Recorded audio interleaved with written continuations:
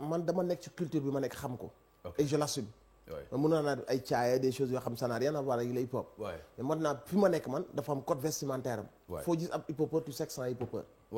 donc ci suñu clip yi ci suñu façon de faire cette marginalité là. d'être parfois torse nu. ou bien de mettre des chaînes yoo xamante tout ça. c'est des codes yu ñu xamal le hip hop. donc et man j'ai toujours été fan de Rapadio. Rapadio selon man. dañoo def une très grande. dañuy jox une vision. et une direction au rap galsen. Il y avait même l'autre jour sunu copain Daddy Bib sax mu ngi woon fii. Daddy il était là Daddy fait partie man déjà ci hip hop rek tey boobu moo waxoon citer sa benn référence moom laay wax. Daddy Bib sax parce que déjà voilà xàll na yoon bi. xaal bi mu amoon.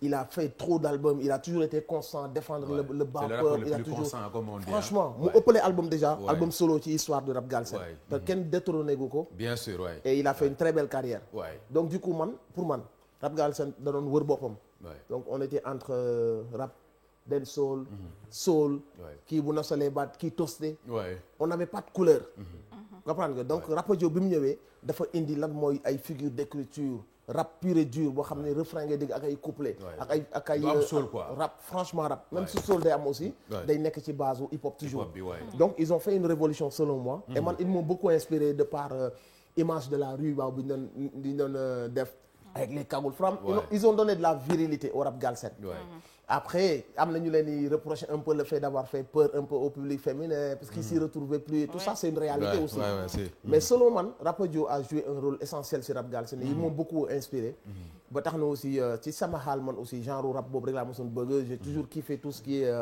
Wu-Tang, DMX, MOP, Onyx. Donc automatiquement ci sama ay références bu ma demee bay appliquer day feeñ ci man quoi. ba ma waral bi ma ñëwee j'ai assumé que j'étais vraiment un rappeur de la rue. et que le code vestimentaire ça te rappelait que ce gars-là c'est un rappeur. et que dans mon attitude dans mes vidéoclips su may seetaan tu sens que ne le gars aussi il essaie de montrer tous les codes de la rue tous les codes du hip hop. donc loolu moo waral y a des gens vidéo bi sax bu muté télé bi day comprendre li mu bëgg a wax quoi. exactement wala en tout cas ngay style vestimentaire bi. wala danse bi wala attitude bi.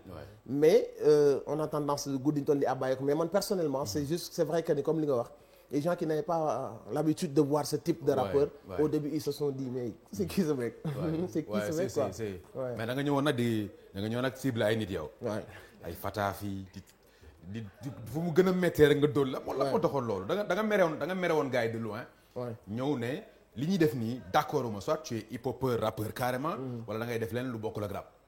waaw xam nga hip hop déjà à la base clash daf ci bokk. dafa bokk ci exercice yi dàq ci hip hop. parce que bu ci amul woon da ngay reeba sonn. donc bi ma ñëwee aussi.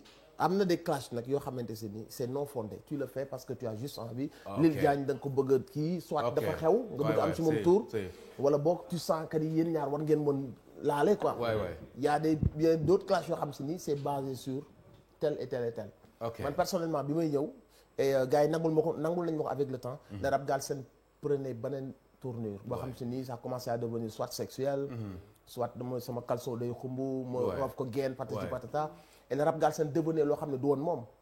et on chantait ça ci ay fosco yoo xam ne ay xale de 13 ans yoo fa nekkoon. et ñu leen ko doon wayal c'est des adultes de 30 ans comprendre nga. moi je me suis dit que ni on n'a jamais été des clowns on n'a jamais été des marionnettes. on a toujours fait une musique boo xam si nii musique bu bopp la. et j'ai vu que ni tournure bi ñu doon jël soit y avait des gens yoo xamante si nii dañoo abandonné woon le peuple. dem farak l'état yu fi nekkoon di leen jàppale ci mbir yoo xam ne le peuple. la waroon féete et il y avait d'autres gens yoo xamante si ni ku mel ne Fata j'avais des choses à lui reprocher par rapport ak mépris bi mu amoon ak bi mu am toujours sur le rap galsen indi ay américain wan leen que ni ñun anglais bi patati patata et bi mu demee ba jommi sax la bëgg a wax waxu suñuy nature mais lui il a toujours prôné anglais bi ak waa Amérique c'est-à-dire moom li mu doon wax ci ni mu doon gëmloo nit ñi au fond c'était pas lui quoi non bi mu doxulee donc koo gis bi mu doxulee la dellu si waat na koy mbalax bu njëkk ba hip hop la carrément quoi. waaw mais avec même ñi fi nekkoon ils étaient vraiment làkk olof boo toogee ci ñoom ñi olof lañ lay làkk. mais c'était pas son cas. xam ñi ko xam. donc début bi ñële mu demoon indi fii ñun la ci classe bi on lui a dit que ni indil ñoom Dragon ñun am nañ ñoom Bibson ba pare. comprendre nga. et c'était une façon de montrer notre fierté. man noonu laa mel dafa mel ni comme bi Bouba ñëwee fii ñu ne laal na rap galsen man. c'est la patrie. sama fierté moo ma jiitu ci lépp tu touches pas à nous. donc man j'ai répliqué par rapport à tout ça et puis les autres aussi amu ci benn boo xam ne c'était pas justifié. donc moo taxoon pour Fata c'était ça pour Nix.